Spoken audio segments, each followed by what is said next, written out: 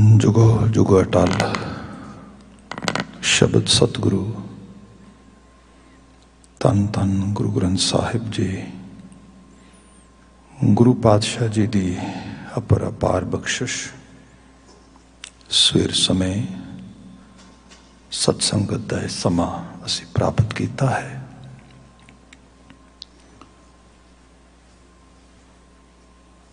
गुरुद्वारा साहब जी के पावन दीवान विच रोजाना की तरह आसा की वार का संपूर्ण कीर्तन होया। उपरंत अरदास की शमूलीयत के नाल अज दा पावन पाक गुरबचन गुरुवाक अजे हुणे ज्ञानी जी पाठ रूप में सानू सरवण करवा रहे थे। गुरुवाकां दा पाठ आप सरवण कर चुके हो। हुण समा बनिया है इसे ही गुरुवाक की व्याख्या का मर्यादित ढंग के नाल विचारां की प्रारंभता कर रहे हाँ। सब तो पहला दास द्वारा बुलाई गई फतेह प्रवान होए। वाहिगुरु जी का खालसा वाहिगुरु जी की फतेह। अज दे पावन गुरबचन राग बिलावल विचों आ रहे ने। महला पंजवा गुरु अर्जन पातशाह इन्हां बचनां नूं उचारते ने। दो पदियां दा वाक है, बहुत लंबेरा नहीं।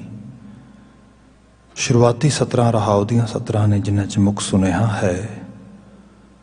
सब जिक्र करदे अपने बालक आप रखियन पार ब्रह्म गुरुदेव सुख शांत सहज आनंद भय पूर्ण भई सेव रहाओ। अपने बालक आप रखियन पार ब्रह्म गुरुदेव। मनुख दा ते मनुख नूं बनाउण वाली हस्ती दा सीधा ही नाता आ। ये बाणी ने वार वार कहा। सिक्खी दी जो सारी स्कूल ऑफ थॉट की ग्लोरी है वो बड़े वड्डे लैवल ते असीं देख सकते हाँ। पर जदों असीं मनुख नूं स्पिरिचुअल साइड तो एजुकेट करने वाले पासे आउंदे हाँ तो गुरबाणी ने बिल्कुल कमाल की पई है। गुरु साहब ने तो ये बात सानू एहसास करवाई कि बंदे तेनों किसी दी भी मीडिएशन की लोड़ नहीं है। तू आप उस करतार दे विचों आया है, करतार दा अंश बंश है। बाबा कबीर जी कहते कहो कबीर एह राम की अंश। तू तो उहदी अंश बंश आ ते तेरा नाता डायरैक्ट उहदे नाल आ। ते कल्ले एक अद्धे मनुख दा नहीं, कल्ले एक अद्धी किसी खास जात या किसी खास क्लास या किसी खास नेशन दा नहीं। असी बचने पढ़िए बाणी च महाराज कहते तू सांझा साहिब बाप हमारा। वो सब दा सांझा ते सांझा पिता आ। पिता लफ्ज़ सानू समझ आउंदा साडी सोशल स्ट्रक्चर दे साडी फैमिली स्ट्रक्चर च सानू पता आ कि जिथे सब दे नाल एक सुरता दे विच सांझ हुंदी है। ईवन असीं गुरु महाराज के शब्दों च लिटरली तौर पर पढ़ते हैं एक पिता एक सके हम वारिक तू मेरा गुरहाई।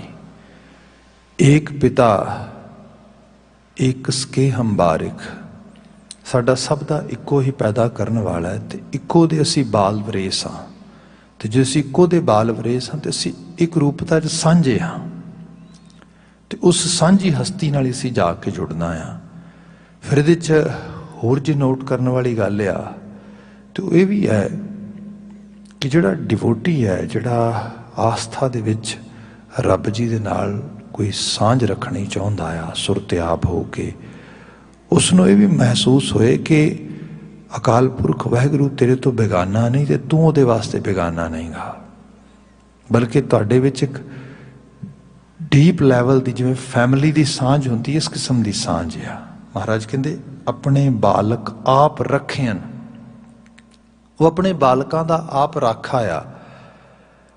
अज दे इसी समय च आ जाइए तो मन्निया जाता है कि लोगों दे विच सब तो वध जिहड़ी चीज़ है वो कह लो कि anxiety fatigue those kind of words you might have heard in day-to-day conversation.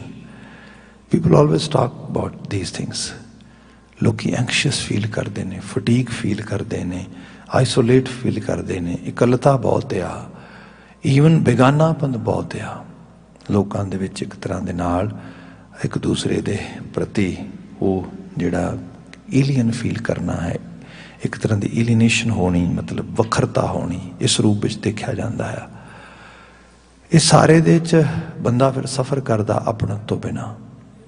बाणी एहसास कराउंदी ना असी सब इको रब चों आए हाँ, इको पिता की औलाद हाँ ते सांझे हाँ। साडा धरती ते रहना एक दूजे नाल जुड़ाव विच आ। सो ये रूप बंदे नूं जे किते रूहानी तौर ते बड़े सैक्रेट वे दे नाल, बड़े स्पिरिचुअल लैवल ते समझ आ जाए, सिक्ख्या मिल जाए, तो जिहड़ियां आ असीं गल्लां करदे हां फटीक दियां ते एंग्जाइटी दियां ते सब चीज़ां ये छोटियां हो जाणगियां। तो इहदा ईवन जे असीं मैंटल हैल्थ भी चले जाओगे तो जिहड़ा इहदा इलाज आ वो ये यूनीवर्सल साइड तो करना चाहुंदे ने। वो कहिंदे होर कोई तरीकेकारता नहीं, तुसीं वध तो वध कुछ कैमिकल इंटरवेंशन लै आओगे फार्माकोलॉजिकल साइड्स तो दवाइयां वगैरह, वो बंदे दे कैमिकल्स नूं थोड़ा बहुता प्रैस कर देणगियां। पर यह तरीका तो सोच का ही है, तो सोच के तरीके दे विच जिथे रब ते रब की करतारी हस्ती का तो एक यूनीवर्सल क्राइटेरिया, ये भी नहीं कोई फेक फीलिंग है किसी वास्ते। किसी को यह कहा जा रहा है कि तू एक ना इस तरह की चीज़ां सोचिया कर, या कोई किसी असी किसी हाइपनोसिस विच ले जाना चाहुंदे हैं, कोई हिपनोटाइज करके कोई चीज़ उन्होंने किसी नाल अंगेज करना चाहुंदे हैं। महाराज कहंदे ये अल्टीमेट ट्रुथ है। सो उस अल्टीमेट ट्रुथ दे नाल अपने आप नूं जोड़ कि वो साडा अकाल पुरख वाहिगुरू सिरजनहार क्रिएटर ते असी उहदी क्रिएशन, ते असी एक दूसरे च आत्म साथ हाँ। वो साडे तो बाहर नहीं, असी उहदे तो बाहर नहीं। सो इस रूप विच महाराज ने समझाया, ये बचन कहा अपने बालक आप रखिया, असी उहदे बाल वरेस हाँ, ते साडा राखा वो आप है, साडा सेवियर वो आप है, सानू सारियां नू रखण वाला वो आप है। पार ब्रह्म गुरुदेव, हुण दो लकब, दो एडजैक्टिव दिते ने उसनू, एक पार ब्रह्म दा ते एक गुरुदेव दा। पार ब्रह्म, ब्रह्म की गल भारती खिते च बहुत होंदी रही। ब्रह्म ते माया दा संकल्प रहा। माया मटीरियलिस्टिक वर्ल्ड नू कहा गया, तो इहदे तो पार पाउणा उन्होंने ब्रह्म कहा गया। भी भाव जदों बंदा मटीरियल नाल नहीं स्पिरिट नाल जुड़दा, स्पिरिट दे लैवल ते आ जांदा। महाराज ने पार ब्रह्म किया। कला ये नहीं कि तुसी सिर्फ थोड़ा बहुता संसारक पदार्थवाद या मटीरियलिस्टिक अप्रोच तो बाहर आ गए तो you can claim that I am spiritual. बाबा जी कहते ये विच रहिंदियां होया भी स्पिरिचुअल होना है। तो ये तो पार पैण का मायना भी ये है कि बंदा एक हायर थॉट नूं जीवन की एक्सरसाइज लैके आवे। आप इस तरह जानो कि जीवन विचरदियां होया बंदे नूं कुछ खास किस्म के कर्म जिन्हां तो प्रोहिबिशन कर दी जाए, कुछ खास किस्म के एक्टिविटीज़ जिन्हां दे च बंदे नूं ज़्यादा पार्टिसिपेशन कराई जाए। जिवें कह लो कि कोई वर्शिप करने वास्ते ला दिओ, कोई मैडिटेशन करने वास्ते ला दिओ, कोई चैंटिंग करने वास्ते ला दिओ, कोई स्क्रिप्चर दी। सो इस सारे दे नाल कहा गया कि तेरी रिलीजियस जर्नी जिहड़ी हैगी वो फुलफिल हो जाएगी। बाबा जी कहते it's a just a beginning step. शब्द पढ़ते हाँ, पाठ पढ़ियो अर बेद विचारियो निवल पुयंगम साधे। ये कम हो गए सारे दे सारे, पर जे ये कम करदिया होया आउटकम नहीं आया। एक करसान है वो जमीन नूं कल्टीवेट करता है, कल्टीवेशन होंदी है, जेडे सीड्स उन्हां दी सोइंग करता है, ये सब चीज़ां कर लैंदा। पर यह उहदी कोई बहुत वड्डी अचीवमेंट नहीं अनटिल उस लैवल ते नहीं जाता जदों हारवैसटिंग दे विच इनवॉल्व होंदा, जदों उसका सारा फाइनल प्रोडक्ट उहदी झोली विच पैंदा। तो ये भावें वर्शिपिज्म हो रहा आ, भावें वो चैंटिंग हो रही है, भावें वो सम सॉर्ट ऑफ मैडिटेशन हो रहा आ, उहदा जिहड़ा रिजल्ट है वो पार ब्रह्म भाव जीवन के उस लैवल ते आवे जिथे बंदे नूं इस जीवन च रहिंदियां रहिंदियां एक हायर लैवल का एहसास एक्सपीरियंस आवे। उहदी बात कीती गुरु साहब बयान करते, पाठ पढ़ियो अर वेद विचारियो निवल पुहंगम साधे, पंच जना स्यों संग ना छुटक्यो अदक अहंग बुद्ध बाधे। पंजां नाल ते जिंद नहीं, उन्हां तों ते छुटकारा ही नहीं होया। मतलब जिहदी सैल्वेशन की गल की जा रही है, वो मोक्षा, वो निर्वाणा, वो सिर्फ एक्टिविटी करना थोड़ा आ, वो तो हायर लैवल ते जाना है। पंच जना स्यों संग ना छुटक्यो, फिर क्या अधिक अहंग बुद्ध बाधे, बल्कि हाँ हंकार जरूर वध गया कि मैं ब्रह्म रूप हो गया, या मैं ब्रह्म ज्ञानी हो गया, या मैं ब्रह्म लीन होने वास्ते वध रहा। इस किस्म के ब्रह्म के थॉट की आई बात। महाराज कहिंदे ये फेक चीज जो बाहर आ जा, बल्कि प्राप्ति तो ये होए, पंच जना सो संग न छुटक्यो अधिक अहंग बुद्ध बाधे, प्यारे इन बिद मिलन ना जाई, मैं किए कर्म अनेका, हार परयो स्वामी के द्वारा दीजै बुद्ध विवेका। बंदे नूं बुद्ध विवेक मिले, बंदा बौद्धिक रूप दे विच इंटलैक्ट दी साइड ते अवेयर हो जाए, ते कल्ला अवेयर ना होए बल्कि ਉਹਦੀ ਐਕਸਰਸਾਈਜ਼ ਜਿਹੜੀ ਹੈ ਜੀਵਨ ਦੇ ਵਿੱਚ ਉਸ क्षमता ਨਾਲ ਆ ਜਾਏ, ਜਿੱਥੇ ਉਹ ਜੀਵਨ ਵਿੱਚ ਵਿਚਰਦਾ ਹੋਇਆ ਇੱਕ दैवी ਕਨਸੈਪਟ ਨੂੰ ਆਪਣੀ ਸੁਰਤ ਵਿੱਚ ਪਾ ਲਵੇ। ਕਿਉਂਕਿ ਇੱਥੇ ਪਾਰ ਬ੍ਰਹਮ ਗੁਰਦੇਵ ਦੀ ਬਾਤ ਕੀਤੀ ਗਈ, मतलब एक ऐसे रब्बी तसव्वुर चले जाना ਜਿਹੜਾ ਰੱਬੀ ਤਸੱਵਰ ਬੰਦੇ ਦੇ ਜੀਵਨ ਵਿੱਚ ਗੁਰ ਹੋ ਕੇ ਵਿਚਰੇ, ਦੇਵ ਹੋ ਕੇ ਉਸ ਨੂੰ ਜਿਹੜਾ ਹੈ ਆਪਣੇ ਨਾਲ ਅੰਗੇਜ ਕਰ ਲਵੇ। ਗੁਰਦੇਵ ਦੇ ਮਾਇਨੇ ਵੀ ਇਹੀ ਬਣਦੇ ਨੇ, ਇੱਕ ਡਿਵਾਈਨ ਲੈਵਲ ਦੀ ਮੈਥਡੋਲੋਜੀ, ਜੋ ਤਰੀਕੇਕਾਰਤਾ ਬੰਦੇ ਨੂੰ ਸਟੈਪ ਬਾਏ ਸਟੈਪ ਉਸ ਗੁਣਾਤਮਕ ਮੁਹਾਜ 'ਚ ਆਪਣੇ ਆਪ ਦੇ ਅੰਦਰ ਬਹਾ ਕੇ ਲੈ ਜਾਏ। ਇਹ ਪਾਰ ਬ੍ਰਹਮ ਗੁਰਦੇਵ ਆ। ਤੇ ਇਹ ਬੰਦਾ ਲਗਾਤਾਰ ਗੁਣਾਂ ਤੋਂ, ਸ਼ੁਭਤਾ ਤੋਂ, ਚੰਗਿਆਈਆਂ ਤੋਂ, ਅੱਛਾਈਆਂ ਤੋਂ ਬੇਗਾਨਗੀ ਨਾ ਬਣਾਏ। ਜਦੋਂ ਕਹਿ ਰਹੇ ਨਾ ਆਪਾਂ ਐਂਗਜ਼ਾਇਟੀ ਫੀਲ ਹੋ ਰਹੀ ਹੈ, ਆਈਸੋਲੇਟ ਫੀਲ ਕਰ ਰਹੇ ਹਾਂ, ਇਹ ਕਿਉਂ ਹੋ ਰਿਹਾ? ਕਿਉਂਕਿ ਜੀਵਨ ਵਿੱਚ ਗੁਣ ਨਹੀਂ ਕਮਾਏ ਜਾ ਰਹੇ, ਜੀਵਨ ਵਿੱਚ ਚੰਗਿਆਈ ਨਹੀਂ ਕਮਾਈ ਜਾ ਰਹੀ, ਅੱਛਾਈ ਦਾ ਤਸੱਵੁਰ ਘਟ ਰਿਹਾ ਆ। ਮਤਲਬ ਇਹੀ ਸੰਤਾਪ ਆ ਬੰਦੇ ਲਈ। ਤੇ ਇਹਦਾ ਸੰਤਾਪ ਬਹੁਤ ਲੌਂਗ ਰਨ ਵਿੱਚ ਤੁਸੀਂ ਦੇਖੋਗੇ, ਜਿਵੇਂ ਇੱਕ ਸੋਗ ਦੀ ਅਵਸਥਾ, ਜ਼ਿੰਦਗੀ ਜਿੰਦਿਆਂ ਜਿੰਦਿਆਂ ਬੰਦੇ ਨੂੰ ਸਭ ਕੁਝ ਬੇਮਾਨੀ ਲੱਗਣਾ ਸ਼ੁਰੂ ਹੋ ਜਾਏ, ਕਿਉਂਕਿ ਜਿਸ ਚੀਜ਼ ਦੀ ਕਮਾਈ ਕਰਨੀ ਸੀ ਉਹ ਕਮਾਈ ਤੇ ਹੋ ਹੀ ਨਹੀਂ ਪਾਈ। ਕਮਾਉਣਾ ਸ਼ੁਭਤਾ ਨੂੰ ਸੀ, ਕਮਾਉਣਾ ਇਨਸਾਨੀਅਤ ਨੂੰ ਸੀ, ਕਮਾਉਣਾ ਚੰਗਿਆਈ ਨੂੰ ਸੀਗਾ। ਹੁਣ ਉਹ ਕਿਤੇ ਨਾ ਕਿਤੇ ਖਿਰ ਗਈ, ਘਟ ਗਈ। ਮਹਾਰਾਜ ਕਹਿੰਦੇ ਉਹ ਪਰਿਪੂਰਨ ਪਾਰ ਬ੍ਰਹਮ ਤੇ ਭਰੋਸਾ ਕਰ, ਉਹ ਤੇਰਾ ਪਿਤਾ ਆ, ਤੂੰ ਬਾਲ ਵਰੇਸ ਰੂਪ ਦੇ 'ਚ ਉਹਦੇ ਨਾਲ ਆਪਣੇ ਆਪ ਨੂੰ ਅੰਗੇਜ ਕਰ। ਤੇ ਫਿਰ ਇਹਦੇ 'ਚ ਮੈਂ ਜਿਹੜੀ ਪਹਿਲਾਂ ਬਾਤ ਕੀਤੀ, ਇੱਕ ਰਿਲੇਸ਼ਨਸ਼ਿਪ ਦੀ ਗੱਲ ਵੀ ਆ ਰਹੀ ਹੈ। ਸਪੋਜ਼ ਕਰੋ ਕਿ ਮਾਂ ਬਾਪ ਬੱਚੇ ਨੂੰ ਕੁਝ ਦੇਣਾ ਚਾਹੁੰਦੇ ਨੇ, ਪਰ ਬੱਚਾ ਲੈ ਹੀ ਨਹੀਂ ਪਾ ਰਿਹਾ। ਕਿਉਂ ਨਹੀਂ ਲੈ ਪਾ ਰਿਹਾ? ਕਿਉਂਕਿ ਉਹ ਜੋ ਪਿਆਰ ਹੈ, ਜੋ ਖਲੂਸ ਹੈ, ਜੋ ਮੁਹੱਬਤ ਹੈ, ਜੋ ਇੱਕ ਨਾਤੇਦਾਰੀ ਹੈ ਆਪਸ ਵਿੱਚ ਰਿਲੇਸ਼ਨਸ਼ਿਪ ਦੇ ਲੈਵਲ ਤੇ, ਉਹ ਨਹੀਂ ਬਣ ਪਾ ਰਹੀ। ਉਹਦੀ ਲੈਕਿੰਗ ਕਰਕੇ ਜਿਹੜੀ ਚੀਜ਼ ਪਾਸ ਹੋਣ, ਜਿਵੇਂ ਕਹਿ ਲਓ ਕਿ ਦੋ ਕਿਨਾਰਿਆਂ ਤੇ ਚੀਜ਼ ਪਈ ਹੈ ਤੇ ਦੋਨਾਂ ਦੇ 'ਚ ਇੱਕ ਬ੍ਰਿਜ ਚਾਹੀਦਾ ਹੈ, ਬ੍ਰਿਜ ਨਹੀਂ ਬਣ ਪਾ ਰਿਹਾ। ਇਹ ਜਿਹੜਾ ਬ੍ਰਿਜ ਆ, ਇਹੀ ਇੱਕ ਸਮਝ ਆ, ਇਹੀ ਇੱਕ ਸੋਝੀ ਹੈ। ਤੇ ਫਿਰ ਇਹ ਵੀ ਹੈ, ਇਹ ਸਮਝ, ਇਹ ਸੋਝੀ ਵੀ ਉਹਨਾਂ ਵਡੇਰਿਆਂ ਤੋਂ, ਸਿਆਣਿਆਂ ਤੋਂ ਆਉਂਦੀ ਹੈ ਸਾਡੇ ਕੋਲ, ਪਰ ਉਹਦੇ ਲਈ ਵੀ ਆਪਣੇ ਆਪ ਨੂੰ ਇੱਕ ਲੈਵਲ ਤੇ ਤਿਆਰ ਕਰਨਾ ਪੈਂਦਾ ਆ। ਗੁਰੂ ਹੀ ਗੁਰੂ ਨਾਲ ਜੁੜਨ ਦੀ ਸੋਝੀ ਦੇਵੇਗਾ, ਰੱਬ ਹੀ ਰੱਬ ਨਾਲ ਜੁੜਨ ਦੀ ਸੋਝੀ ਦੇਵੇਗਾ, ਪਰ ਉਹਦੀ ਬਿਗਨਿੰਗ ਵੀ ਹੋਏਗੀ ਕਿਤੋਂ। ਤੇ ਇਹ ਬਿਗਨਿੰਗ ਇੱਕ ਆਪਣਤ ਦੀ ਹੈ, ਜਿਹਨੂੰ ਬਾਬਾ ਕਬੀਰ ਜੀ ਨੇ ਕਿਹਾ ਸੀਗਾ, ਅਬ ਮੋਹਿ ਰਾਮ ਆਪਣਾ ਕਰ ਜਾਣਿਆ।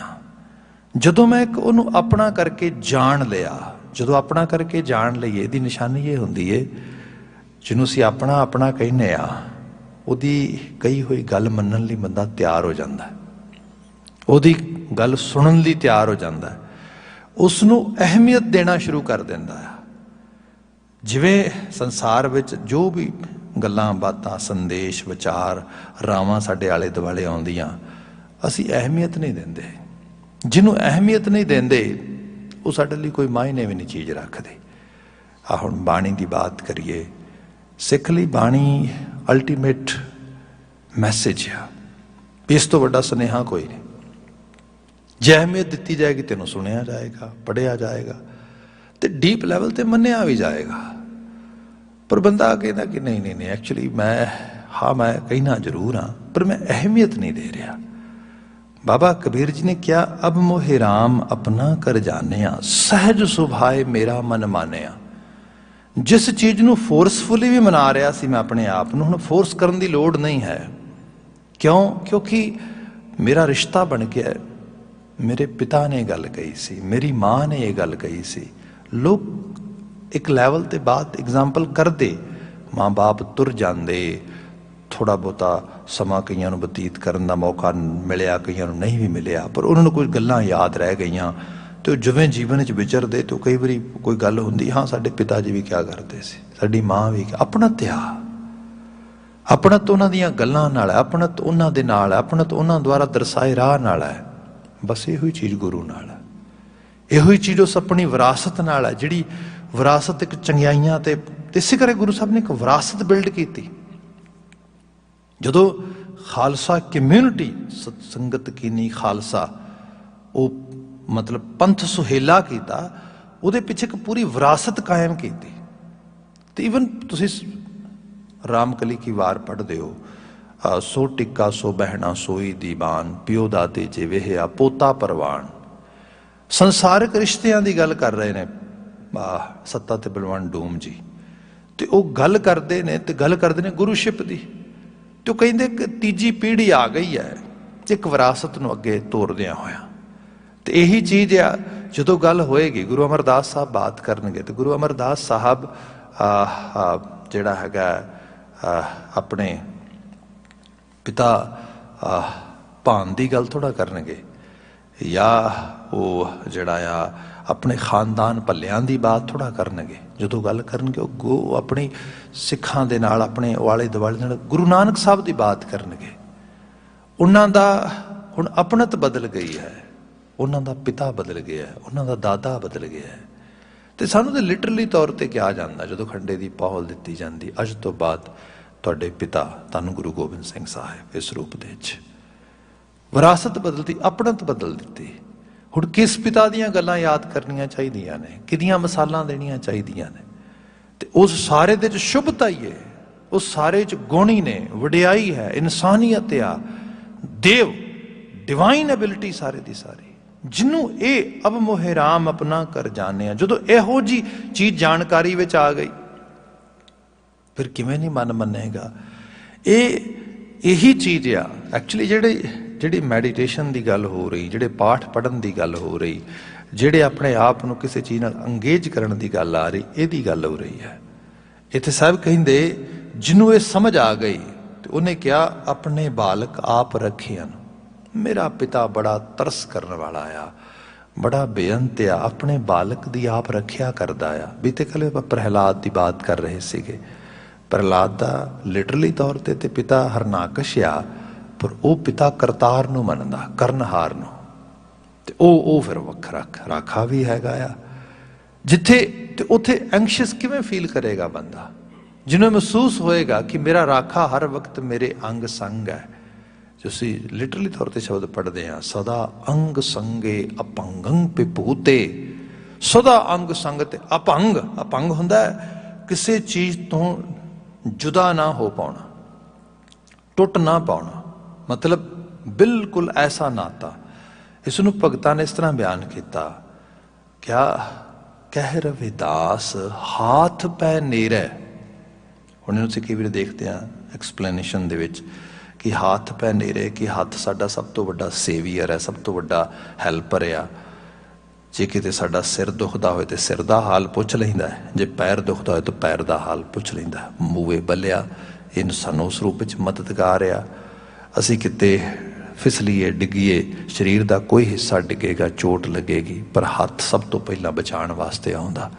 साडे वल कोई चीज़ वगा के मारे, शरीर के किसी अंग ते लगे, उत्थे चोट लगेगी, पर हाँ हथ सब तो पहला, भावें कि उन्होंने भी चोट लगनी है, पर वह अगे वधेगा। फिर कला ये नहीं गा, कह रविदास हाथ पै नेरै, हथ राखा आ, हथ सेवियर आ, हथ मददगार हैल्पर आ। पर यह भी हो सकता है कोई हथ नूं जुदा कर दे साडे तो, मतलब तेज धार हथियार ਚੱਲੇ ਕਿਸੇ ਤਰੂਪ ਦੇਸ਼ ਤੇ ਹੱਥ ਜੁਦਾ ਵੀ ਹੋ ਸਕਦਾ ਆ, ਪਰ ਉਹ ਜੁਦਾ ਵੀ ਨਹੀਂ ਹੋ ਸਕਦਾ। ਉਹ ਤੇ ਤੁਸੀਂ ਹੱਥ ਦੇ ਹੋ ਸਕਦਾ ਜੁਦਾ ਹੋ ਜੇ, ਉਹ ਤੇ ਫਿਰ ਉਹ ਤੇ ਇੰਨਾ ਅੰਗ ਸੰਗ ਹੈ ਸਾਡੇ। ਸੋ ਜਦੋਂ ਇਸ ਸੁਰਤ 'ਚ ਚੀਜ਼ ਆ ਗਈ ਕਿ ਹਾਂ ਉਹ ਮੇਰਾ ਇਸ ਰੂਪ ਵਿੱਚ ਰਾਖਾ ਆ, ਤੇ ਬਾਣੀ 'ਚ ਲਿਟਰਲੀ ਤੌਰ ਤੇ ਵਾਕ ਵੀ ਲਿਖੇ, ਰਾਖਾ ਏਕ ਹਮਾਰਾ ਸੁਆਮੀ ਸਗਲ ਘਟਾਂ ਕਾ ਅੰਤਰਜਾਮੀ। ਉਹ ਅੰਦਰ ਨੂੰ ਜਾਣਨ ਵਾਲਾ ਘਟਾਂ ਦੇ ਵਿੱਚ ਬੈਠਾ ਹੋਇਆ। ਤੇ ਫਿਰ ਕਿਹਾ ਜਦੋਂ ਇਹ ਅਹਿਸਾਸ ਸੁਰਤ 'ਚ ਆ ਗਿਆ, ਫਿਰ ਬੰਦੇ ਦੇ 'ਚ ਕਿਤੇ ਵੀ ਬੇਗਾਨਾਪਨ ਨਹੀਂ ਗਾ। ਇਸ ਨੂੰ ਸਾਹਿਬ ਨੇ ਕਿਹਾ ਆਪਣੇ ਬਾਲਕ ਆਪ ਰੱਖਿਅਨ ਪਾਰ ਬ੍ਰਹਮ ਗੁਰਦੇਵ। ਤੇ ਉਹ ਪਾਰ ਬ੍ਰਹਮਿਆ ਭਾਵ ਕੋਈ ਇੱਕ ਖਾਸ ਸਿਰਫ ਜਿਹਨੂੰ ਕਿਹਾ ਗਿਆ ਕਿ ਇੱਕ ਕੈਟੇਗਰਾਈਜ਼ ਕਰਕੇ ਕਿ ਬ੍ਰਹਮ ਰੂਪ ਦੇ ਵਿੱਚ, ਨਾ ਉਹ ਤੇ ਪਸਰਿਆ ਹੋਇਆ ਚਾਰ ਚੁਫੇਰੇ। ਤੇ ਫਿਰ ਸਾਡੇ ਤੱਕ ਉਹਦੀ ਰਸਾਈ ਗੁਰਦੇਵ ਕਿਸੇ ਤਰੀਕੇ ਕਾਰਤਾ ਦੇ ਵਿੱਚ, ਕਿਸੇ ਡਿਵਾਈਨ ਕੁਆਲਿਟੀਜ਼ ਤੇ ਵਰਚੂਜ਼ ਦੇ ਵਿੱਚ ਆਉਂਦੀ ਹੈ। ਸੋ ਜਿਹੜਾ ਬੰਦਾ ਕਹਿੰਦਾ ਮੈਂ ਗੁਰਦੇਵ ਨਾਲ ਜੁੜਾਂ, ਪਾਰ ਬ੍ਰਹਮ ਨਾਲ ਜੁੜਾਂ, ਬਸ ਉਹਦੇ ਪਾਥ ਨੂੰ ਹੀ ਫੋਲੋ ਕਰਨਾ ਹੈ। ਅਗਲਾ ਬਚਨ ਲਿਖਿਆ, ਇਹਦੀ ਪ੍ਰਾਪਤੀ ਫਿਰ ਕੀ ਹੈ? ਸੁਖ ਸ਼ਾਂਤ ਸਹਿਜ ਆਨੰਦ ਪਏ ਪੂਰਨ ਪਈ ਸੇਵ। ਫਿਰ ਜ਼ਿੰਦਗੀ ਦੇ ਵਿੱਚ ਜਿਹਨੂੰ ਅਸੀਂ ਥੋੜੇ ਡਿਫਰੈਂਟ ਵਰਡਸ ਜਿਵੇਂ ਪੜ੍ਹ ਲੈਂਦੇ ਹਾਂ ਜਪਜੀ ਸਾਹਿਬ ਦੇ ਵਿੱਚ, ਜਿਨੀ ਨਾਮ ਧਿਆਇਆ ਗਏ ਮਸ਼ੱਕਤ ਘਾਲ। ਮਸ਼ੱਕਤ ਘਾਲ ਪੈ ਗਈ, ਥਾਂ ਪੈ ਗਈ। ਇੱਥੇ ਕਿਆ? ਪੂਰਨ ਪਈ ਸੇਵ। ਸੇਵਾ ਹੀ ਹੈ। ਇਸ ਕਲਬੂਤ ਦੀ ਸੇਵਾ ਆ, ਮਾਂ ਬਾਪ ਨੇ ਕੀਤੀ ਹੈ, ਸਮਾਜ ਨੇ ਕੀਤੀ ਹੈ, ਫਿਰ ਅਸੀਂ ਆਪ ਇਹਦੀ ਸੇਵਾ ਕੀਤੀ ਹੈ ਸਾਰੇ ਦੀ ਸਾਰੀ। ਤੇ ਇੱਕ ਲੈਵਲ ਤੇ ਜਾ ਕੇ ਬੰਦੇ ਨੂੰ ਮਹਿਸੂਸ ਹੋਏ ਓ ਹੋ ਇਹ ਸਾਰੇ ਦੀ ਸਾਰੀ ਜੀਵਨ ਯਾਤਰਾ ਬੇਅਰਥ ਹੋ ਗਈ, ਸੇਵਾ ਬੇਕਾਰ ਚਲੀ ਗਈ, ਸਫਲ ਹੀ ਨਹੀਂ ਹੋਈ। ਇੱਕ ਲੈਵਲ ਤੇ ਜਾ ਕੇ ਪਤਾ ਲੱਗਾ ਹਾਂ ਜ਼ਿੰਦਗੀ ਮੀਨਿੰਗਫੁਲ ਹੋ ਗਈ, ਸੇਵਾ ਸਫਲ ਹੀ ਹੋ ਗਈ। ਸੋ ਇਹ ਹੈ। ਤੇ ਇਹਦਾ ਪਤਾ ਤਾਂ ਲੱਗਦਾ ਸੁਖ ਸ਼ਾਂਤ ਸਹਿਜ ਆਨੰਦ ਭਏ। ਜ਼ਿੰਦਗੀ ਜੀਂਦਿਆਂ ਹੋਇਆਂ ਕੀ ਸਾਨੂੰ ਸੁਖ ਮਹਿਸੂਸ ਹੁੰਦਾ? ਆਰ ਵੀ ਹੈਪੀ? ਆ ਦੇਖੀਏ, ਜੇ ਬੰਦੇ ਨੂੰ ਲੱਗੇ ਵੀ ਹਾਂ ਖੁਸ਼ਨੁਮਾ ਅਹਿਸਾਸਾਂ ਦਾ ਹਾਣੀ ਆ ਮੈਂ, ਠੀਕ ਹੈ ਭਾਈ, ਬਹੁਤ ਵਧੀਆ ਆ। ਸ਼ਾਂਤ, ਕਿਤੇ ਐਸਾ ਤਾਂ ਨਹੀਂ ਅੰਦਰ ਇੱਕ ਤੂਫਾਨ ਹੀ ਚੱਲ ਰਿਹਾ ਹੈ ਹਰ ਵਕਤ ਜਿਹੜਾ ਹੈ, ਜੀਓ ਤਪਤ ਹੈ ਬਾਰੰਬਾਰ, ਤਪ ਖਪਾ ਬਹੁਤ ਬੇਕਾਰ ਹੀ ਖਪੀ ਜਾ ਰਿਹਾ। ਕੁਛ ਚੰਗਾ ਕੁਝ ਮਾੜਾ ਆਲੇ ਦੁਆਲੇ ਵਾਪਰਦਾ, ਜਿਵੇਂ ਹੀ ਪਰਸੀਵ ਕਰਦਾ ਉਹ ਸਾਰੇ ਦੇ ਉੱਤੇ ਅਜੀਬ ਕਸ਼ਮਕਸ਼, ਅਜੀਬ ਤਰ੍ਹਾਂ ਦੀ ਹਾਲਤ ਚੱਲੀ ਜਾ ਰਹੀ ਹੈ। ਮੈਂ ਤੇ ਡੇ ਟੂ ਡੇ ਲਗਾਤਾਰ ਦੇਖਦਾ ਵਿਚਰਦਾ, ਤੇ ਸਾਡੇ ਕੋਲ ਮੈਂਟਲ ਹੈਲਥ 'ਚ ਲੋਕ ਐਗਜ਼ਾਮਪਲਸ ਕਰਦੇ, ਕਹਿੰਦੇ ਕਿ you know even though it seems very silly thing, but I have no clue why I am thinking।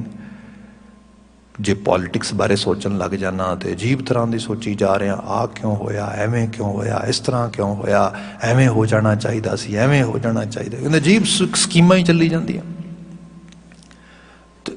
ਨਾ ਕੁਝ ਮੇਰੇ ਸੋਚਿਆ ਹੋਣਾ, ਨਾ ਕੁਝ ਹੋ ਰਿਹਾ ਆ, ਪਰ ਮੈਂ ਅਜੀਬ ਤਰ੍ਹਾਂ ਦੀ, ਇਹ ਅਸ਼ਾਂਤ ਅਵਸਥਾ ਆ। ਤੇ ਇਹ ਬਾਹਰ ਨਹੀਂ ਹੈ ਕਿ ਬਾਹਰ ਕੋਈ ਪੋਲੀਟੀਕਲ ਸਿਸਟਮ 'ਚ ਗੜਬੜਿਆ ਜਾਂ ਕੋਈ ਸੋਸ਼ਲ ਸਟਰਕਚਰ 'ਚ ਗੜਬੜਿਆ ਆ। ਐਕਚੁਅਲੀ ਮੇਰੇ ਮਨ ਦੀ ਦੁਨੀਆ ਜਿਹੜੀ ਹੈ, ਉਹ ਜਿਹੜੀ ਅਸਲ ਜੀਵਨ ਵਾਲਾ ਢੰਗ ਤਰੀਕਾ ਜੋ ਕੰਮ ਕਰਨ ਵਾਲਾ, ਉਹ ਸਾਰੇ ਤੋਂ ਮੈਨੂੰ ਐਸਕੇਪ ਕਰਕੇ ਕਿਤੇ ਹੋਰ ਲੈ ਕੇ ਜਾ ਰਹੀ ਹੈ। ਮੈਨੂੰ ਚੰਗਾ ਮਹਿਸੂਸ ਤੇ ਆਪਣੇ ਆਪ ਨਾਲ ਨਹੀਂ ਹੋ ਰਿਹਾ, ਪਰ ਮੈਂ ਆਲੇ ਦੁਆਲੇ ਦੀਆਂ ਗਲਤ ਚੀਜ਼ਾਂ ਬਿਆਨ ਕਰ ਕਰਕੇ ਉਸ ਚੀਜ਼ ਨੂੰ ਜੋ ਮੇਰੇ ਅੰਦਰ ਇੱਕ ਕਸ਼ਮਕਸ਼ ਚੱਲ ਰਹੀ ਹੈ, ਉਸ ਨੂੰ ਫੀਲ ਕਰ ਰਿਹਾ। ਇਹ ਸ਼ਾਂਤ ਮੇਰੇ ਅੰਦਰ ਨਹੀਂ, ਸ਼ਾਂਤ ਟਿਕਾ ਵਿੱਚ ਨਹੀਂ ਗਾ। ਤੇ ਜੇ ਬੰਦਾ ਇਸ ਲੈਵਲ ਤੇ ਲਗਾਤਾਰ ਇਤਨਾ ਜ਼ਿਆਦਾ, ਜਿਹਨੂੰ ਮੈਂ ਫਟੀਕ ਦੇ ਰੂਪ ਵਿੱਚ ਕਹਿ ਰਿਹਾ ਸੀਗਾ, ਕਿ ਆਲੇ ਦੁਆਲੇ ਕੇਓਸ ਹੋ ਰਿਹਾ ਆ। ਜਿਵੇਂ ਆਪਾਂ ਹੁਣ ਕੋਵਿਡ-19 ਵਿੱਚ ਵੀ ਦੇਖਦੇ ਹਾਂ, ਸਿਚੁਏਸ਼ਨ ਇੱਕ ਵਾਰੀ ਲੱਗਦਾ ਸੈਟਲ ਡਾਊਨ ਹੋਣ ਲੱਗੀ, ਦੁਬਾਰਾ ਫਿਰ ਲੱਗਦਾ ਵੀ ਅਨਸੈਟਲਡ ਹੋ ਗਈ ਸਾਰੇ ਦਾ ਸਾਰਾ। Again we are in the same boat, again we are again in the same situation.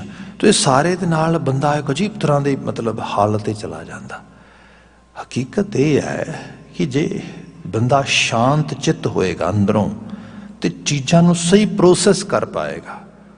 ਤੇ ਪ੍ਰੋਸੈਸ ਕਰੇਗਾ ਤੇ ਹਾਂ ਭਾਈ ਅਰਾਊਂਡ 7 ਬਿਲੀਅਨ ਤੋਂ ਵੱਧ ਲੋਕ ਨੇ ਧਰਤੀ ਦੇ ਉੱਤੇ, ਵਬਾ ਫੈਲੀ ਹੈ। ਤੇ ਵਬਾ ਉਸ ਰੂਪ ਦੇ ਵਿੱਚ ਆ ਕਿ ਜਿਹਦੇ ਅੰਦਰ ਕੋਈ ਪ੍ਰੋਪਰ ਟ੍ਰੀਟਮੈਂਟ ਤੇ ਅਜੇ ਆਇਆ ਨਹੀਂਗਾ। ਦੂਜੇ ਨੰਬਰ ਤੇ ਇਤਨੀ ਜ਼ਿਆਦਾ ਮੂਵਮੈਂਟ ਹੈ ਗਲੋਬਲ ਲੈਵਲ ਤੇ, ਜੋ ਕਿ ਕੱਲ ਤੱਕ ਬੰਦੇ ਵਾਸਤੇ ਜਾਂ ਅੱਜ ਦੇ ਇਕਨੋਮਿਕਲ ਮਾਡਲ ਵਾਸਤੇ ਜਾਂ ਅੱਜ ਦੇ ਲਿਵਿੰਗ ਸਟਾਈਲ ਵਾਸਤੇ ਇੱਕ ਬੜੀ ਵੱਡੀ ਬਲਿਸ ਸੀਗੀ, ਹੁਣ ਉਹ ਕਰਸ ਬਣ ਗਈ। ਹੁਣ ਇਤਨੀ ਜ਼ਿਆਦਾ ਜਿਹੜਾ ਮੂਵ ਹੋਣਾ ਆ ਉਹਦੇ ਨਾਲ ਜੋ ਇੱਕ ਬਿਮਾਰੀ ਜਾਂ ਕੁਛ ਨੂੰ ਕੰਟਰੋਲ ਨਹੀਂ ਕਰ ਪਾ ਰਹੇ। So it's hair and it will be hair for A long time, and we have to actually fulfill some sort of measures and some sort of steps, and then we can see some sort of concrete results. Until that, things will move back and forth. And why I'm in fatigue? It should be actually, I should not be bothered from these things. Yes, whatever actually is in my hand and whatever is coming toward in my, you can say, area of doing, I should not have any worries and I should just follow the path. ਇਹਦੇ ਲਈ ਇਹ ਹੈ ਕਿ ਮੈਂ piece of mind 'ਚ ਹੋਵਾਂ ਕਿ ਹਾਂ ਮੈਂ ਆਪਣਾ ਹਿੱਸਾ ਪ੍ਰੋਪਰਲੀ ਕਰ ਰਿਹਾ। ਬਾਕੀ ਜੀਵਨ ਹੈ ਇਹਦੇ ਚੱਲਦਾ ਰਹਿਣਾ ਵੱਧ ਘੱਟ ਇਸ ਰੂਪ ਦੇ ਵਿੱਚ। ਤੇ ਇਹ ਅੰਦਰੋਂ ਆਉਣਾ ਹੈ, ਬਾਹਰੋਂ ਨਹੀਂ। ਬਾਹਰ ਤੇ ਚੀਜ਼ਾਂ ਸਿਚੁਏਸ਼ਨ ਐਵੇਂ ਰਹਿਣੀ, ਇੱਕ ਨਹੀਂ ਦੂਜੀ ਨਹੀਂ ਤੀਜੀ, ਕੁਛ ਨਾ ਕੁਛ ਹੋਏਗਾ। ਸਾਹਿਬ ਬਿਆਨ ਕਰਦੇ ਜਿਸ ਆਪਣੇ ਬਾਲਕ ਆਪ ਰੱਖੇ ਹਨ, ਜਦੋਂ ਇਸ ਲੈਵਲ ਦੀ ਇੱਕ ਅੰਗੇਜਮੈਂਟ ਹੋ ਗਈ ਉਸ ਹਾਇਰ ਥਾਟ ਦੇ ਨਾਲ, ਤੇ ਉਹਦੀ ਐਕਸਰਸਾਈਜ਼ ਹੋਣੀ ਸ਼ੁਰੂ ਹੋ ਗਈ, ਉਹਦੇ ਵਿੱਚੋਂ ਜਿਹੜਾ ਆਊਟਕਮ ਆ ਉਹ ਹੈਗਾ ਕਿ ਸੁੱਖ, ਸ਼ਾਂਤ, ਸਹਿਜ ਆਨੰਦ। ਸਹਿਜ ਆਨੰਦ, ਸਹਿਜ ਇੱਕ ਅਪਰੋਚ ਵੀ ਹੈ, ਇਹਨੂੰ ਅਸੀਂ ਸਟੇਟ ਆਫ ਮਾਈਂਡ ਵੀ ਕਹਿੰਦੇ, ਪਰ ਅਪਰੋਚ ਵੀ ਹੈ। ਸਹਿਜ ਪੱਕਾ ਸੋ ਮੀਠਾ, ਮਦਰ ਨੇਚਰ ਦੀ ਅਪਰੋਚ ਸਹਿਜ ਹੁੰਦੀ ਹੈ। ਇੱਕ ਬੜੇ ਤਰੀਕੇ ਦੇ ਨਾਲ ਮਦਰ ਨੇਚਰ ਆਪਣੇ ਆਪ ਨੂੰ ਕਿਸੇ ਵੀ ਚੀਜ਼ ਦੇ ਵਿੱਚ ਜਿਹੜਾ ਹੈਗਾ, ਜਦੋਂ ਕੋਈ ਇਵਨ ਚੈਲੰਜ ਵੀ ਲੱਗਦਾ ਸਾਨੂੰ, ਤੇ ਉਹਨੂੰ ਉਹਦੇ ਵਿੱਚੋਂ ਰਿਵਾਈਵ ਕਰਦੀ ਹੈ। ਮੈਂ ਬੀਤੇ ਕੱਲ੍ਹ ਹੀ CBC ਤੇ ਕੁਝ ਸੁਣ ਰਿਹਾ ਸੀਗਾ ਕਿ ਈਵਨ ਦੋ ਪਲਾਸਟਿਕ ਇੱਕ ਵੱਡੇ ਲੈਵਲ ਤੇ ਪੋਲਿਊਸ਼ਨ ਦਾ ਕਾਰਨ ਬਣ ਰਹੀ ਧਰਤੀ ਦੇ ਉੱਤੇ, ਪਰ ਉਹਨਾਂ ਨੇ ਰੀਸੈਂਟਲੀ ਦੇਖਿਆ ਕਿ ਬੜੀ ਫਾਸਟ ਇੱਕ ਖਾਸ ਕਿਸਮ ਦਾ ਬੈਕਟੀਰੀਆ ਵੀ, ਜਿੱਥੇ ਬਹੁਤ ਪਲਾਸਟਿਕ ਹੈ, ਉਹ ਜਨਰੇਟ ਹੋ ਰਿਹਾ, ਜਿਹੜਾ ਉਹਨੂੰ ਉਹਦੀ ਫਾਰਮ ਬਦਲ ਰਿਹਾ ਹੈ। ਮਤਲਬ ਇੱਕ ਧਰਤੀ ਦੇ ਵਿੱਚ ਕੰਪੋਜ਼ ਕਰਨ ਵਾਸਤੇ, ਉਸਨੂੰ ਇੱਕ ਡਿਫਰੈਂਟ ਲੈਵਲ ਤੇ ਲਿਆਉਣ ਵਾਸਤੇ, ਇਟਸ ਆਲਰੇਡੀ ਮਦਰ ਨੇਚਰ ਦਾ ਪ੍ਰੋਸੈਸ ਹੈਜ਼ ਬੀਨ ਸਟਾਰਟਿਡ। ਇਹ ਸਹਿਜ ਹੈ। ਅਸੀਂ ਕਈ ਵਾਰੀ ਕਾਹਲੇ ਵੀ ਪੈ ਜਾਂਦੇ ਹਾਂ, ਪਰ ਚੀਜ਼ਾਂ ਇੱਕ ਨੈਚੁਰਲ ਪੇਸ ਦੇ ਨਾਲ ਚਲਦੀਆਂ ਵੀ ਨੇ, ਬਦਲਦੀਆਂ ਵੀ ਨੇ। ਸਾਡੇ ਵੀ ਜੀਵਨ ਦੇ ਵਿੱਚ ਸਹਿਜ ਦਾ ਪੱਲਾ ਨਹੀਂ ਛੱਡਣਾ। ਕੋਈ ਮੁਸ਼ਕਿਲ ਵੀ ਕਰਤਾਰ ਨੇ ਜੇ ਬਣਾਈ ਹੈ, ਉਹਦਾ ਟ੍ਰੀਟਮੈਂਟ ਵੀ ਬਣਾਇਆ, ਇਲਾਜ ਵੀ ਬਣਾਇਆ ਹੈ ਸਹਿਜ ਭਾਵ ਦੇ ਨਾਲ। ਉਹਦਾ ਇੱਕ ਤਰੀਕਾ ਆ, ਤੇ ਇਸੇ ਨੂੰ ਕਿਹਾ ਜਾਂਦਾ ਹੈ ਕਿ ਇੱਕ ਹੋਲਿਸਟਿਕ ਹੀਲਿੰਗ ਸਿਸਟਮ ਆ। ਜਿੰਨਾ ਬੰਦਾ ਉਸ ਨੂੰ ਪਕੜ ਲਏਗਾ ਤੇ ਉਹ ਉਸ ਰੂਪ ਦੇ ਵਿੱਚ ਉਦੋਂ ਹਰ ਚੀਜ਼ ਦੇ ਵਿੱਚੋਂ ਜਿਹੜਾ ਹੈਗਾ ਬਾਹਰ ਨਿਕਲਣ ਦੀ ਜਾਚ ਆ ਜਾਏਗੀ। ਮਹਾਰਾਜ ਕਹਿੰਦੇ ਇਹ ਫਿਰ ਆਨੰਦ ਅਵਸਥਾ ਵੀ ਹੁੰਦੀ ਹੈ, ਇੱਕ ਲੈਵਲ ਦੀ ਖੁਸ਼ੀ ਦਾ ਅੰਦਰ ਪਸਾਰਾ ਵੀ ਪਸਰਦਾ ਆ। ਤੇ ਇਹੀ ਅਧਿਆਤਮੀ ਸਿੱਖਿਆ, ਟੀਚਿੰਗ ਗੁਰੂ ਮਹਾਰਾਜ ਸਾਨੂੰ ਇਸ ਬਚਨ ਵਿੱਚ ਪ੍ਰੋਵਾਈਡ ਕਰਦੇ ਨੇ। ਤੇ ਇਹ ਕਰਦਿਆਂ ਪੂਰਨ ਭਈ ਸੇਵ, ਇਹ ਸਾਰੀ ਐਨਰਜੀ ਜਿਹੜੀ ਹੈ ਧਰਤੀ ਦੇ ਉੱਤੇ ਅਸੀਂ ਅਕਿਊਮੂਲੇਟ ਕਰਦੇ ਹਾਂ, ਫਿਰ ਇਨਵੈਸਟ ਕਰਦੇ ਹਾਂ, ਤੇ ਫਿਰ ਅਲਟੀਮੇਟਲੀ ਉਹ ਸਾਰਾ ਕੁਝ ਕਰਕੇ ਅਸੀਂ ਵਿਦਾ ਹੋ ਜਾਂਦੇ ਹਾਂ। ਤੇ ਫਿਰ ਸਕੂਨ ਹੁੰਦਾ ਕਿ ਹਾਂ ਜੀਵਨ ਮੀਨਿੰਗਫੁਲ ਹੋ ਗਿਆ, ਰਹਾਉ ਦਾ ਬੰਦਿਆ। ਅਗਲਾ ਬਚਨ ਹੈ, ਭਗਤ ਜਨਾਂ ਕੀ ਬੇਨਤੀ ਸੁਣੀ ਪ੍ਰਭ ਆਪ। ਕਿੱਥੇ ਹੈ ਰੱਬ? ਤੇ ਰੱਬ ਅੱਗੇ ਪ੍ਰਾਰਥਨਾ ਕਰਨ ਦਾ, ਪ੍ਰੇਅਰ ਕਰਨ ਦਾ, ਅਰਦਾਸ ਕਰਨ ਦਾ, ਵਿਨਤੀ ਕਰਨ ਦਾ ਕੀ ਫਾਇਦਾ ਆ? ਬਾਬਾ ਜੀ ਕਹਿੰਦੇ ਦੇਖ ਰੱਬ ਤੇ ਇੱਥੇ ਹੀ ਹੈ, ਤੇਰੇ ਨਾਲ ਹੈ, ਤੇਰੇ ਅੰਗ ਸੰਗ ਹੈ, ਪਰ ਅਨਫੋਰਚੂਨੇਟਲੀ ਤੂੰ ਭਗਤ ਨਹੀਂ ਗਾ, ਤੇਰੀ ਗਤ ਭਾਉ ਵਿੱਚ ਨਹੀਂ ਗੀ, ਤੂੰ ਕਿਸੇ ਉਸ ਫੀਲਿੰਗ ਵਿੱਚ ਨਹੀਂ ਹੈਗਾ। ਤੇ ਜਦੋਂ ਇਸ ਤਰ੍ਹਾਂ ਵੀ ਜਾਣੋ, ਜਿਵੇਂ ਮੈਂ ਇੱਥੇ ਬੋਲ ਰਿਹਾ, ਥੋੜ੍ਹੀ ਜਿਹੀ ਆਵਾਜ਼ ਨੂੰ ਇੰਪਲੀਫਾਈ ਕਰਕੇ ਜਿਹੜਾ ਸਿਸਟਮ ਹੈ ਸਾਡਾ ਸਾਊਂਡ ਸਿਸਟਮ, ਇਸ ਨੂੰ ਵੱਡੇ ਲੈਵਲ ਤੇ ਫੈਲਾ ਰਿਹਾ ਆ। ਇਹ ਪੋਸੀਬਿਲਿਟੀ ਹਮੇਸ਼ਾ ਰਹੀ ਇੱਥੇ, ਪਰ ਜਿੰਨੀ ਦੇਰ ਤੱਕ ਸਾਨੂੰ ਇਹਦਾ ਨਹੀਂ ਪਤਾ ਲੱਗਾ ਮਨੁੱਖਾਂ ਨੂੰ, ਅਸੀਂ ਇਹਨੂੰ ਇੰਜੋਏ ਨਹੀਂ ਕਰ ਪਾਏ।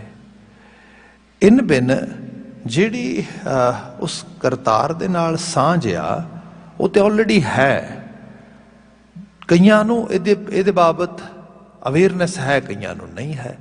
ਇੰਜ ਕਹਿ ਲਓ ਕਿ ਆਪਣੇ ਆਪੇ ਦਾ ਤੇ ਇਸ ਯੂਨੀਵਰਸ ਦਾ ਭੇਦ ਪਾ ਲੈਣਾ।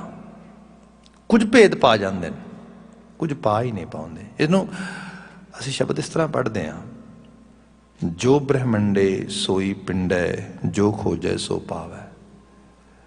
ਬ੍ਰਹਮੰਡ ਤੇ ਪਿੰਡ 'ਚ ਸ਼ਕਤੀ ਹੈ।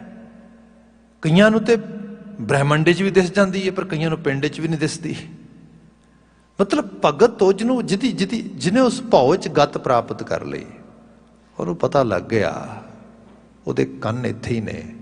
ਗੁਰੂ ਨਾਨਕ ਸਾਹਿਬ ਤਿਲੰਗ ਰਾਗ 'ਚ ਬਿਆਨ ਕਰਦੇ ਨਾ ਅਰਦਾਸ, ਯਕ ਅਰਜ਼ ਗੁਫਤਮ ਪੇਸ਼ ਦੋ ਦਰਗੋਸ਼ ਕੁਨ ਕਰਤਾਰ। ਯਕ ਅਰਜ਼ ਗੁਫਤਮ, ਯਕ ਮੀਨ ਇੱਕ, ਬਸ ਇੱਕੋ ਹੀ ਬੇਨਤੀ ਹੈ। ਸੁਣਾਉਣ ਲੱਗਾ ਤੈਨੂੰ, ਤੇ ਪਰ ਸੁਣਾਉਣ ਤੋਂ ਪਹਿਲਾਂ ਇਹ ਚਾਹੁੰਦਾ ਵੀ ਕੰਨ ਮੇਰੇ ਵੱਲ ਕਰ, ਮੈਂ ਤੇਰਾ ਧਿਆਨ ਮੰਗਦਾ। ਮਤਲਬ ਇਹ ਇਤਨੀ ਨੇੜਤਾ।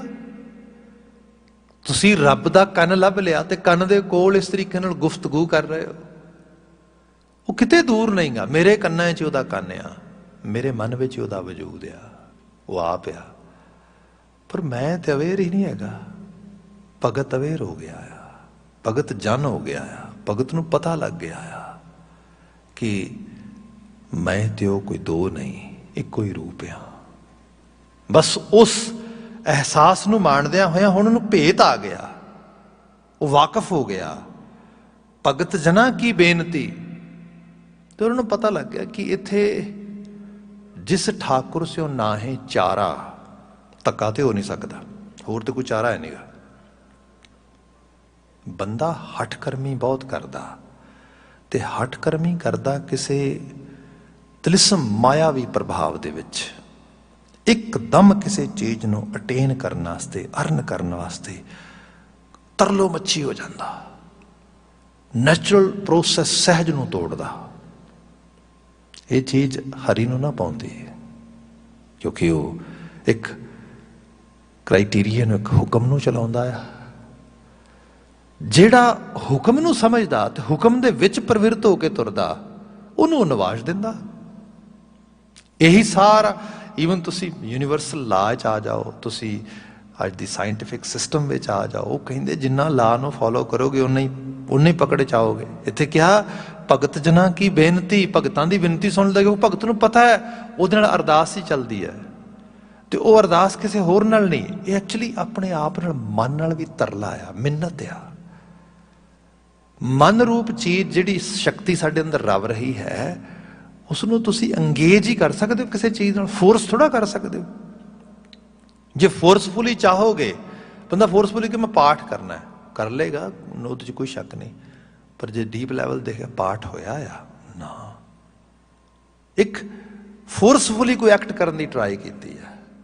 ਹਾਂ, ਜਿੱਥੇ ਥੋੜਾ ਭਾਵ ਆਏ, ਭਾਵ ਭਗਤ ਭਗਤੀ ਉਸ ਲੈਵਲ ਤੇ ਫਿਰ ਹੌਲੀ ਹੌਲੀ ਇਨਵੋਲਵਮੈਂਟ ਹੋ ਜਾਏ, ਤੇ ਫਿਰ ਇੱਕ ਲੈਵਲ ਐਸਾ ਵੀ ਆਏਗਾ ਫਿਰ ਪਾਠ ਨਹੀਂ ਹੋਏਗਾ। ਅਸਲ 'ਚ ਬੰਦਾ ਗੁਰਬਾਣੀ ਬਣੀ ਹੈ, ਬਣ ਜਾਏਗਾ। ਐਸਾ ਫਲੋ ਜਿਵੇਂ ਦਰਿਆ ਵਗਦਾ ਆ, ਉਹਦੇ ਵਿੱਚ ਹੀ ਵਹਿ ਜਾਏਗਾ। ਸਭ ਕਹਿੰਦੇ ਐਸੀ ਵਿਨਤੀ ਸੁਣੀ ਪ੍ਰਭ ਆਪ, ਇੰਝ ਲੱਗੇ ਮੇਰੀ ਅਰਦਾਸ ਕਾਹਦੀ ਹੋ ਰਹੀ, ਉਹ ਆਪ ਹੀ ਸੁਣ ਰਿਹਾ ਹੈ, ਮੇਰੇ ਉਹਦੇ ਕੰਨ 'ਚ ਹੀ ਗੱਲ ਜਾ ਰਹੀ ਹੈ ਸਿੱਧੀ।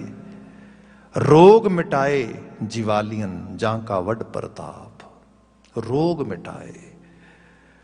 ਆ ਜਿਹੜੇ ਸਰੀਰ ਦੇ ਰੋਗ ਨੇ, ਤਾਪ, ਜਿਹੜੇ ਖਾਸ ਕਰਕੇ ਤਾਪ ਸੰਤਾਪ ਆ, ਇਹ ਤੇ ਪੰਜ ਭੂਤਕ ਮੰਡੋਲੀ, ਜਿਹੜੇ ਪੰਜ ਤੱਤ ਨੇ, ਇਹਨਾਂ ਦੇ ਨਾਲ ਹੀ ਆਉਂਦੇ ਤੇ ਇਹਨਾਂ ਦੇ ਨਾਲ ਹੀ ਰਹਿੰਦੇ ਨੇ।